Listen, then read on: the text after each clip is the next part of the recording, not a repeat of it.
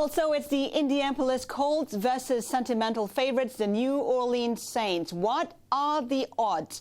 Let's get them from Jimmy Vaccaro. He's run sports betting books for venerable Las Vegas institutions, including the Mirage and the former MGM Grand. Las Vegas insiders have called Jimmy the most influential line maker in the last 25 years. On a completely random note, Jimmy is a brother of Sonny Vaccaro, who during his tenure at Nike signed Michael Jordan to his first sneaker deal. Jimmy, good to have you on the show. You've been following Super Bowl games for decades now. Is there anything that makes this year's Super Bowl any different from the ones before?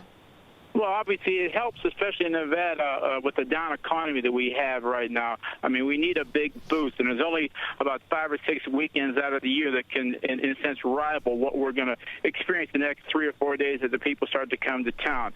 There's no doubt that it's as big as New Year's. It's no doubt that it keeps getting bigger, and I wouldn't discount that in another couple of years it will be the biggest weekend that we have here in Nevada. Now, obviously, it's all over the world now. As I was listening to your commercials, the game has grown in leaps and bounds since the 30-some-odd years I've been here in Nevada booking these types of games. And each year it seems to be getting better.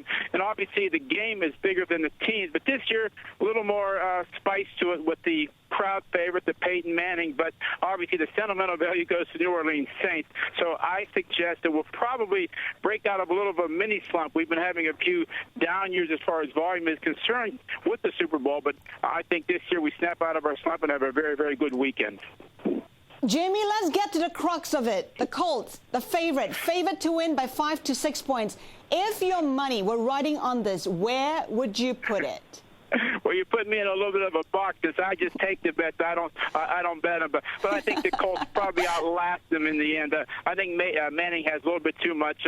There's been a thing, if you follow some of the trends, and some of the trends hold up and some of them don't. When you're first time in, it's real hard to win this football game. I think first time in people are actually 3-9 the last 12 times it's been there. A little upper hand to the Colts, who played in the same stadium 3 years ago and they won their Super Bowl. They actually stayed in the same hotel. They have the routine down. And for all the fanfare that the Saints are getting, because obviously the Who Dat Nation is standing up, and for a lot of good reasons.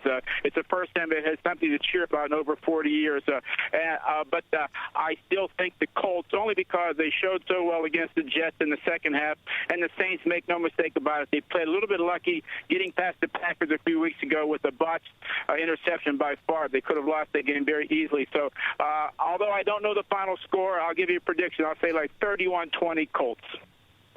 All right. Hey, how much money normally goes into the sports books for the Super Bowl game? Give us some perspective here. Well, this year we're hoping to get back around the $87 to $90 million mark, and that's just for the state of Nevada. And that probably represents about 1% of what the worldwide handle will be on this game, meaning the offshore industry, meaning all the legal bet shops in the European countries, and naturally now with everything going on around with the illegal bookmakers, we probably write about 1% of what the total handle will be worldwide on a game like this. But we're hoping to get back to around $90 million for the gross amount wagered here in the state of Nevada come Sunday afternoon at 3:30. Jimmy Vaccaro, Lucky's Race and Sportsbook, thank you very much for being on the trade today.